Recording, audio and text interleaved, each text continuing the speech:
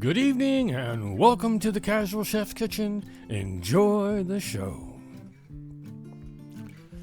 On tonight's menu, pork stir fry with udon noodles. The morning mise en place. The goodies for the sauce.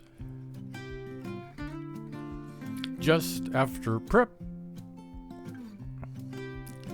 The evening mise en place in order of appearance. Heating up some oil in the wok. I add the pork and begin to stir fry. After a few minutes, I pull the pork and set aside. Then I add the onions, the ginger, and the garlic and saute. After a minute or two, I add the carrots and then I add the zucchini and continue to stir fry.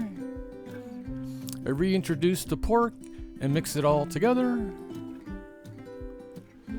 Then I add the sauce. And I add the udon noodles.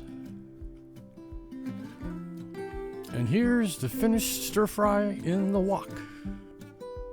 And here's the final presentation. Thank you for joining me here at the Casual Chef's Kitchen. Have fun cooking.